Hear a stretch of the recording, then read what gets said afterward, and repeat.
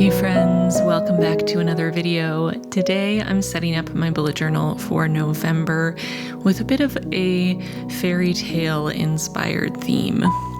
I had no ideas for what I wanted to do with this theme until suddenly the image of a really intricate golden hourglass popped into my head. And I knew I wanted that to be the art for the cover page, and I just kind of expanded it from there. So I have an intricate hourglass, an intricate hand mirror, and then also an intricate key. And while I really like how the art turned out for this, I had fun with it, and I tried a little bit of a different color palette than I normally go for. I think the thing I'm most excited for with this setup is my weekly spreads, which I'll leave as a bit of a teaser for you until we get there.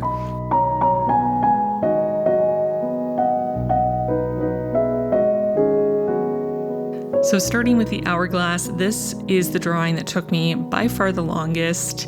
I really wanted it to look as close to symmetrical as possible, so I did use my ruler quite a bit and my circle template as well. It's definitely not perfect, but I'm pretty happy with it.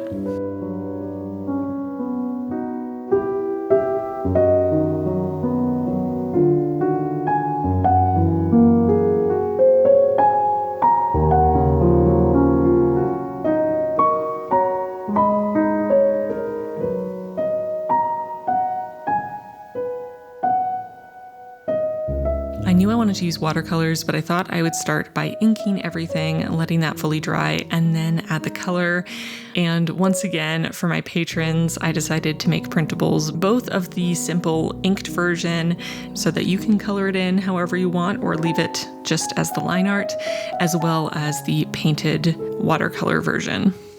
I also just find I'm always more precise with a pen than I am with a brush, so starting with the inking and then using that as my guide for watercoloring tends to turn out better than trying to do the reverse. I combined different hourglasses and also simplified the design so that it wouldn't take me the rest of my life to finish drawing it. I came across some that were so ridiculously intricate I can't even imagine how they were made in the first place. But again, even though I simplified the design, I'm still really happy with how it looks in the end. I do think it has enough of those little details to feel very ornate, which is the look I was going for. I wanted everything I was drawing for the setup to look like it belonged in a queen's bedroom. I don't use too many supplies in this setup, but as always, I'll have them linked in the description box if you're looking for something specific. And once I had the basic structure of the hourglass drawn in, I started doing a lot more freehanding. I wanted to make sure that the largest elements were as symmetrical and straight and even as possible. But once you get into those little bonus details, I decided to relax a little bit and let it be a little bit more organic. Obviously, I'm still trying to make it look symmetrical. I'm still trying to make it look precise. But like I said, I didn't want to spend the rest of my life drawing this. So at some point, I had to just relax a little bit.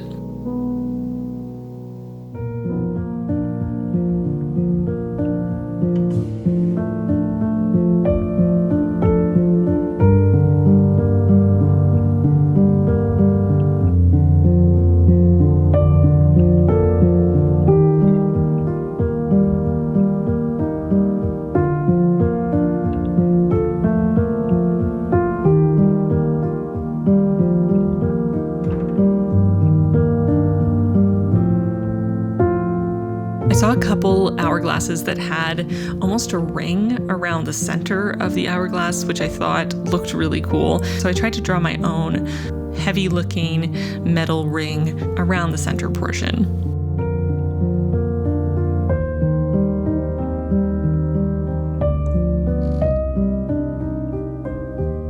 I definitely wanted to make sure the ink was completely dry before I added any watercolor. I actually let the ink dry overnight just to be super sure.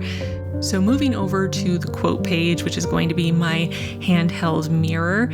For this one, I just freehanded everything. I was starting to feel more confident after finishing the hourglass, and I'd already spent quite a bit of time sketching it to get the general shape and design down. So I thought it would be fun to just go for it, freehand it all. Obviously, again, I'm doing my best to keep things generally symmetrical, but I'm not super worried if it's not perfect. That also means it took me way less time to draw this hand mirror than it did the hourglass.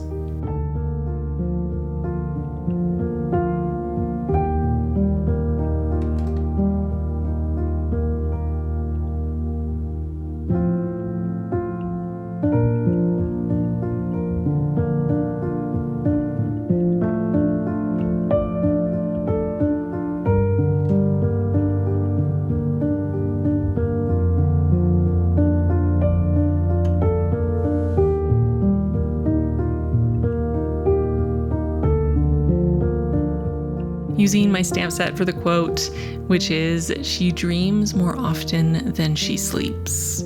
And this just felt very appropriate for this theme or concept of a queen or maybe a princess locked away in a tower, dreaming of what her life could be.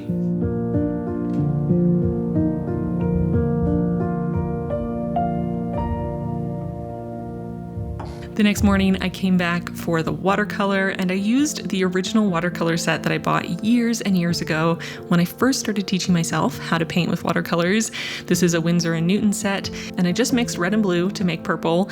I wanted both a more bluish violet purple and a more pinkish maroon purple to have a little bit of variety. So I mixed those two shades, and then I diluted them with more water so that I could have a nice light wash of color.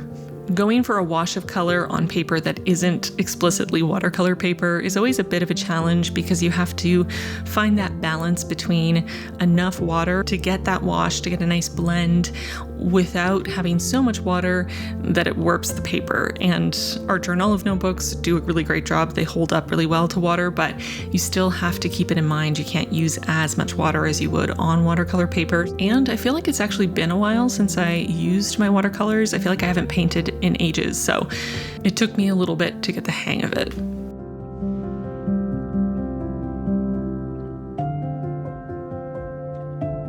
One thing I definitely recommend is to work in layers. Start with any lighter areas and then slowly build up the color, make it a little bit darker if you want it to be darker. It's much easier to make a color darker, but harder to lighten it up. Originally, I was going to leave the rest of the hourglass, other than this sort of purple sand, just the white of the page, but it felt a little odd to me. It felt a bit unfinished, so I mixed a super, super light gray, barely visible, just to distinguish the glass of the hourglass from the air around it.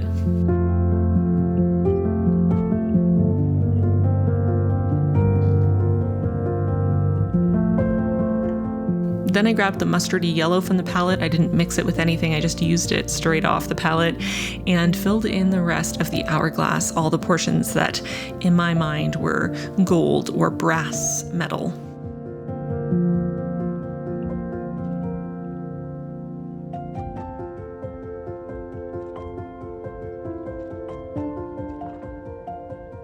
I started with a light wash of color all over, and then I went back in with a bit more concentrated pigment on my brush with less water to add some darker, more saturated areas to really highlight some of those small details. I just kind of played this by ear as I was going. I tried to pick out areas that I thought could stand out a little bit more by adding some darker, more saturated yellow.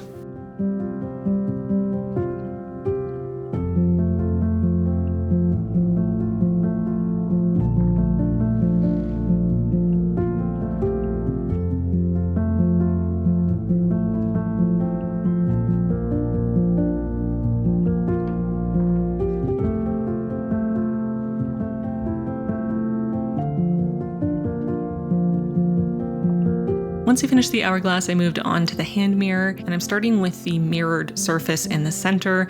I'm using the slightly pinker purple here, and I'm trying to get a really subtle gradient, just slightly lighter in the upper left-hand corner, slightly darker in the lower right-hand corner, and then also adding a soft, sort of gentle shadow around the edge of the mirror, just to try to get a bit more dimension.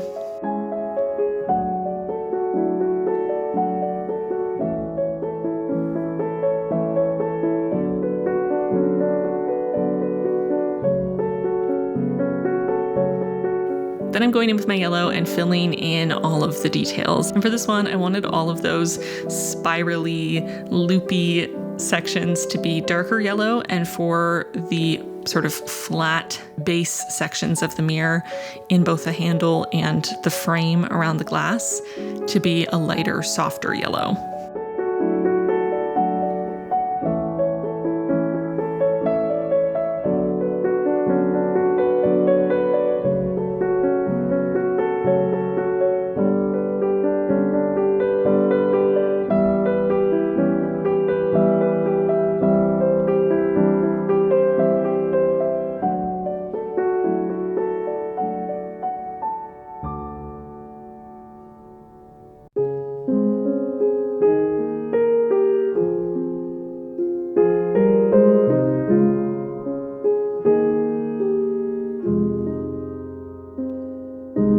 Once I finished painting and gave the watercolor enough time to dry, I flipped over to the next spread, which is going to be my calendar.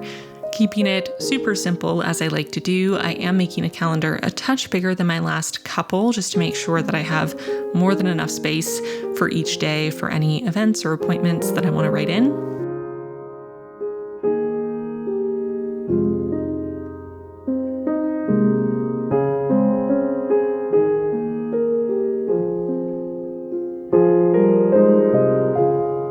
As for the art on this spread, as I mentioned, I wanted to draw a key, and it's inspired by the keys you can see on my table just to the right of my hand there, mostly inspired by the more intricate, detailed key, but with some changes and added details just to make it look old and fancy.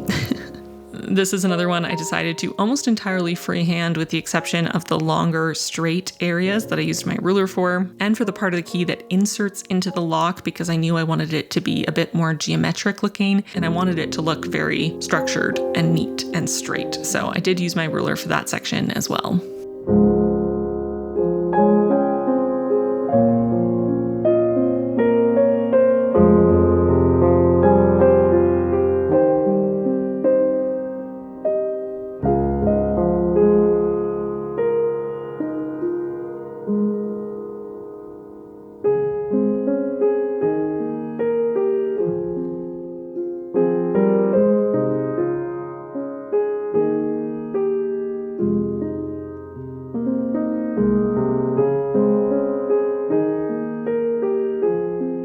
Once I had the drawing done and the headers stamped in, it was time to cut the tabs for my weeklies.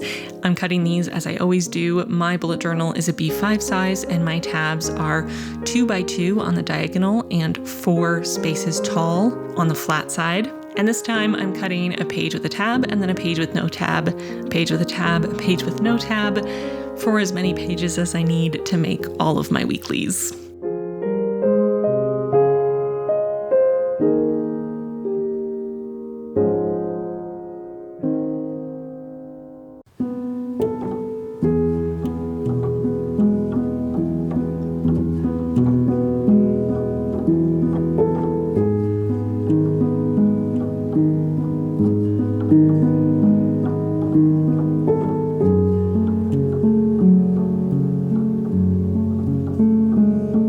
Flipping back to the calendar, I'm adding my color. So again, using that mustardy yellow to paint the key. And again, I'm going to be using darker and lighter areas just to highlight those details.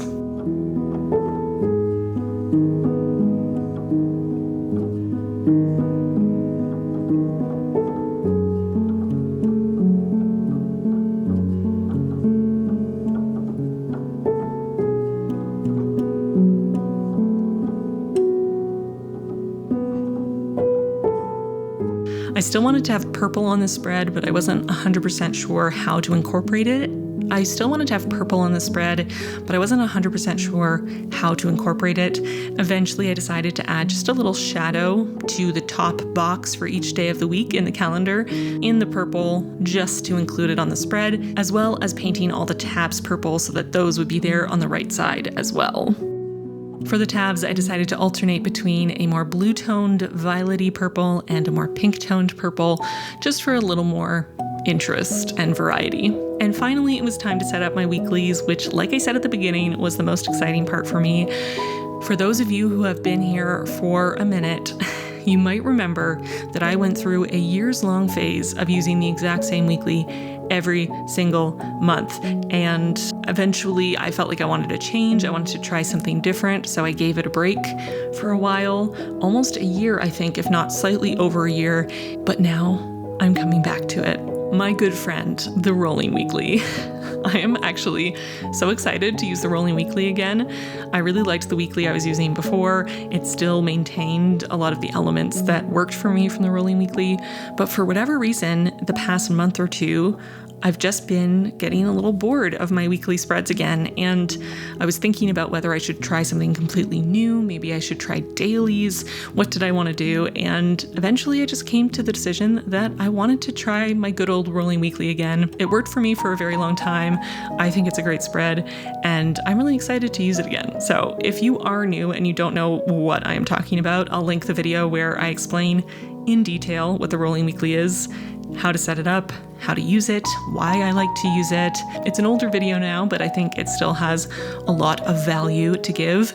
But I'm really excited. I don't know if you can tell, but I can't wait to start using these weeklies because I've missed my rolling weekly.